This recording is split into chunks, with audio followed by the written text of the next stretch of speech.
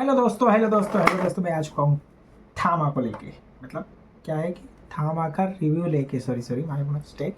क्योंकि थामा तो पूरी मूवी अभी इस समय यूट्यूब पर कहीं पर अवेलेबल नहीं है, पर कहीं कहीं है तो छोटे छोटे चैनल पे, मतलब बहुत पूरी मतलब लो क्वालिटी का है। तो थामा का रिव्यू लेके आ चुका हूँ। थामा आयुष्मान खुराना, रश्मिका मंदाना और खाना कहाँ पहुँच गए, अरे सॉरी सर।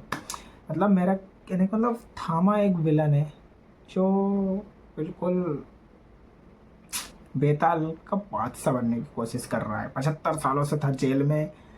और कुछ कुछ चीज़ें ऐसी है जो मैं अभी थोड़ी देर में बताऊंगा रिव्यू में। जैसे मैं करने वाला हूँ दीक्षा शर्मा का बिल्कुल रिएक्शन वीडियोस, थोड़ा थोड़ा मैं भी बताऊंगा उसके बारे में। पहला और लास्ट मेरा रहेगा, तो आप बने रहिए इस वीडियो में। मैं स्टार्ट करने वाला हूँ, फिर उसके बाद बताने वाला हूँ पूरा डिटेल में अपने बारे से, मतलब अपने इसमें, क्योंकि मेरा फेस का वो नहीं था। जैसे अभी मैं तो स्टार्ट बॉस, करने कन्नड़ा वाला हूँ इंडस्ट्री के अभी पास अगर रिएक्शन की कांतारा है वीडियो। तो हमारे बॉलीवुड में भी तो स्टार्ट मैडॉक करते यूनिवर्स हैं। है जो फोकलोर की शक्ल में फिल्म दिखाता है। लेकिन आपने कभी इसको उस नज़रिए से नहीं देखा ना, अब इस नई फिल्म के बाद पक्का देखने लग जाओगे। हाँ, तो थामा रिलीज हुई है जो अभी तक मैडॉक हॉरर यूनिवर्स की सबसे महंगी फिल्म है, लेकिन क्या सबसे बड़ी बन पाएगी, फटाफट से सब कुछ बताती हूँ। उससे पहले एक छोटी सी एडवाइस, फिल्म शुरू होने के 10 मिनट पहले थिएटर के अंदर पहुंच जाना, क्योंकि वहाँ इस यूनिवर्स की अगली फिल्म का अनाउंसमेंट किया जाएगा। तो थामा की कहानी है एक ऐसे जंगल की जिसको श्राप लगा है, किसका? बेताल का श्राप। यहाँ इंसान का आना मना है और इंसान की दुनिया में बेताल का जाना मना है। ये दोनों नियम टूट जाते हैं जब ये टू लव बर्ड्स इलू इलू करने लग जाते हैं। भालू इंसान के पीछे और बेताल भालू के पीछे। बस इतनी सी लव स्टोरी है, टू मच फन। लेकिन इतना आसान होता तो पहले ही कोई बेताल ना कर लेता किसी इंसान से प्यार। उनको डर है, पता है किसका? एक गुफा का, जिसमें वो रहता है जिसके नाम पे फिल्म का टाइटल थामा रखा है। एक कैदी जिसको आजादी के लिए चाहिए किसी की बलि, माने खून खराबा। क्या तभी तो बात है। थामा को अनाउंस करते टाइम बड़ा बड़ा लिखा था, it's a love story but a villain. Bloody one. अब खून कौन पिएगा, खून किसका होगा और कौन किसका कितना खून बहेगा,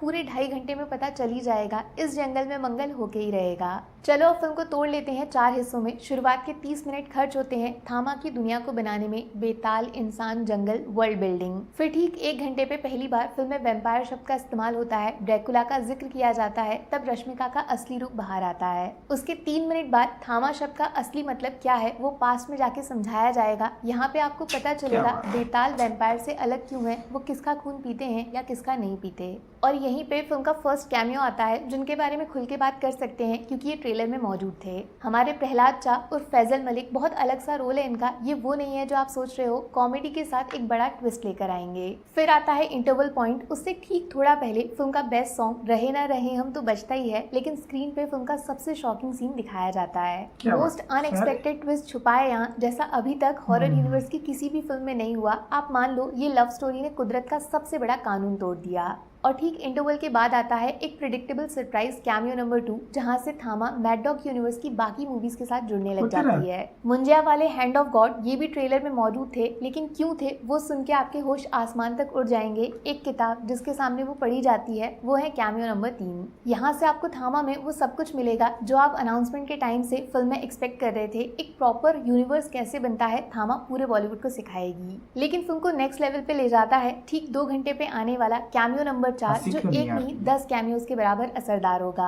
शायद बॉलीवुड का बेस्ट कैमियो, बड़ी स्क्रीन पे जो हॉलीवुड की ट्वाइलाइट की याद दिलाता है। ट्रेलर में दिखाया तो था, भूल गए, चड्डी पहन के फूल खिला है, भेड़िया निकला है। नोटिस तो किया होगा आपने, भेड़िया ट्रेलर में कुछ अलग सा दिख रहा था और उसका जवाब इस फिल्म में ऐसा मिलेगा कि खून पीने वालों का भी खून बह जाएगा, मार धाड़ तोड़ फोड़ आदमखोर एक्शन बाहर आएगा। लेकिन बात इतने पे खत्म नहीं होती। फिल्म में नोरा फतेही का कैमियो भी है, जो इस बार सिर्फ डांस नहीं, अपनी उंगली पे स्त्री को नचा रही हैं। कैसे, मैं क्यों बताऊं। और अब लास्ट में क्लाइमैक्स, यहाँ पे फिल्म के सबसे तगड़े एक्टर नवाजुद्दीन सिद्दीकी का इस्तेमाल होता है, जो थामा को कांतारा की तरह एक हिस्ट्री बेस्ड फोकलोर से जोड़ देते हैं। क्लाइमैक्स में क्या हुआ वो तो आप देख ही लोगे, लेकिन क्लाइमैक्स में फिर से एक ऐसा कैमियो आएगा जो 10 सर के बराबर असर डाल के जाएगा। तब पहली बार स्क्रीन पे MHCU Maddock horror cinematic universe बड़ा बड़ा लिखा जाएगा।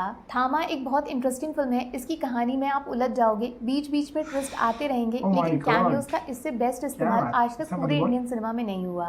आयुष्मान फनी है, एक मुश्किल रोल इजी कर दिया, लगेगा नहीं पूरे 2 साल बीत गए इनकी लास्ट फिल्म देखे हुए, ऐसा लगेगा इस फिल्म में आप 2 अलग अलग आयुष्मान देख रहे हो। रश्मिका तो आलू हो गई हैं, कहीं भी फिट हो जाती हैं, उनका रोल सबसे मस्त है, इंसान को बेताल से जोड़ा है, सुंदर है, लेकिन सुशील बिल्कुल नहीं, दांत देखोगे डर जाओगे। लेकिन इस फिल्म में कुछ तो मिसिंग है, पता है ऐसा क्यों लगेगा? क्योंकि दोनों बेस्ट एक्टर्स नवाज और परेश रावल, इनका स्क्रीन टाइम काफी कम है, जो कर सकते थे वो करने नहीं दिया। बाकी आइटम सॉन्ग्स टोटल 3 है, 2 फिल्म के बीच में और तीसरा एंडिंग के बाद आएगा। कॉमेडी में डबल मीनिंग कहीं कहीं पे, लेकिन इतना नहीं कि घर वालों से फ्लाइंग चप्पल पड़ जाए। थामा को 5 में से 4 स्टार्स मिलेंगे दोस्त। पहला बड़ा बड़ा कैमियोज, मजा ही मजा आ गया। आपको दिखेंगे सिर्फ 5 लेकिन 25 कैमियोज हैं, अगर तीसरी आंख से सोचोगे, जो इस कहानी में दिखते नहीं लेकिन मौजूद हैं। कैसे? दूसरे वीडियो में बताऊंगी। दूसरा, थामा की स्टोरी को प्रॉपर यूनिवर्स के साथ प्रॉपरली कनेक्ट करके आगे बढ़ाना।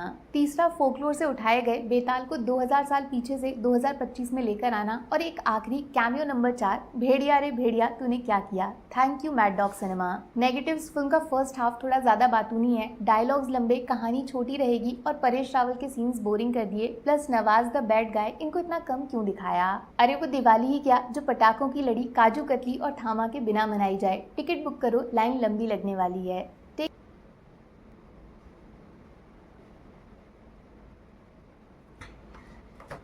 तो भैया मेरा तो मतलब मेरे होश उड़ने वाले हैं, क्योंकि क्या है कि इन्होंने इतना अच्छा बताया गया है कि एक थामा एक विलन है, आयुष्मान खुराना एक इंसान, रश्मिका मंदाना एक बेताल, और वरुण धवन वो तो आपको पता ही है, वो तो भेड़िया।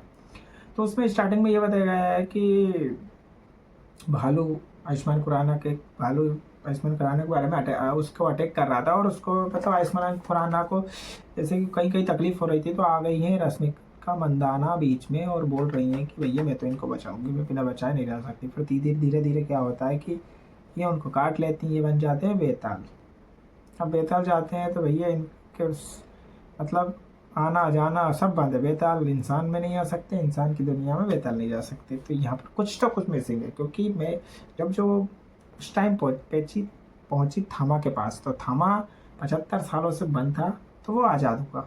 क्यों हुआ मैं ये बाद में बताऊँगा नेक्स्ट वीडियो में, क्योंकि भाई एक वीडियो देखेंगे तो मज़ा थोड़ा आएगा, सेकंड वीडियो देखो उसको प्रॉपर में से। वैसे मैडम ने इतना अच्छा बताया है तो उनको लाइक सब्सक्राइब करते तो मुझे भी कर देना।